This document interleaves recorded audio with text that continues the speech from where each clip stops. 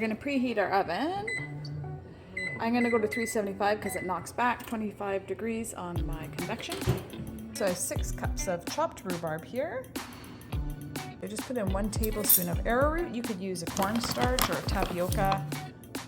There's 1, 2, and 3. And my rhubarb is frozen, so it'll thaw here. I also am gonna do about 3 tablespoons, and I'm using coconut nectar. But you could use honey, agave, maple. Okay, I gave that a stir to coat. There are 2 and a little bit, they were heaping, so let's say 2 1/4, 2 heaping cups of almond flour here.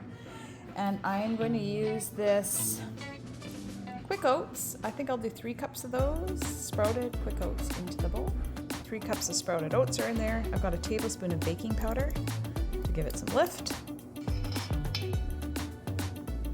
Half a teaspoon of pink salt, your choice.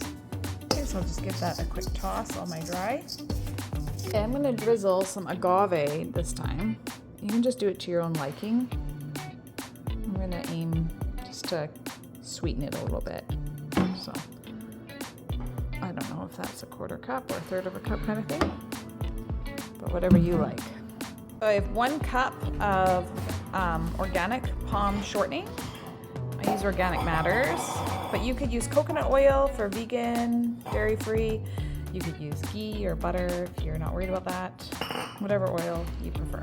Hot days, so my oil's a little bit melty, but I'm just gonna use the pastry cutter just the same and give this a toss. I did a lined baking sheet here with parchment, and I've tossed all of my ingredients here. It's nice and wet enough that it will bind. If yours wasn't wet enough, you could add a little bit more syrup or oil. If it's too wet, you could always add a bit more dry oats or whatever. So I'm gonna press this into the pan and see if I'm happy with it. If I have extra, you could retain it for the top of the crumble. Otherwise, we can just make some more. So let's see how far we get. Amount completely covered my pan perfectly. So for the crumble top, you could do another half batch for the crumble on top of the rhubarb, or I might try something a little variation, so up to you. Let's get the rhubarb on this layer. So the rhubarb fit very nicely. That worked out good. That was 6 cups. Okay, so I don't know if you did another half batch, but what I'm doing is I have this gluten-free cereal that I'm gonna put in. Okay, so I've got 1.5 cups of this gluten-free cereal mix, and this is ground Chex gluten-free, about 1/2 cup of that powder.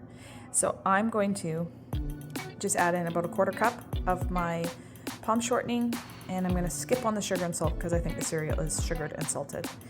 And yeah, so if you wanna try this, something like this, a use up kind of thing, I think I'm gonna end up with about 2 cups of topping crumble. Oh, I also have these slivered or chopped up roasted almonds. I think I'll toss those in there.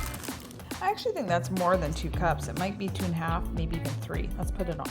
So I'd say try to get 3 cups on top. That was close to 3, and it did cover it. It might be a little skim.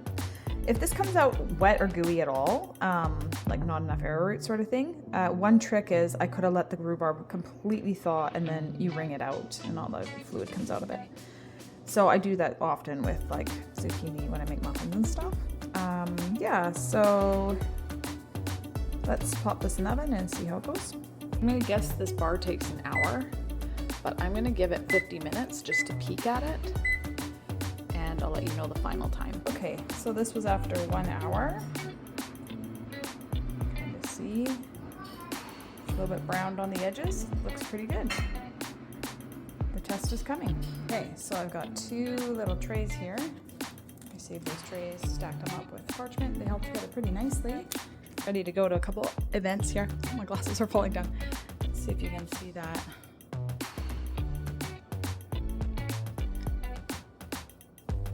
I already tasted it. And it was good.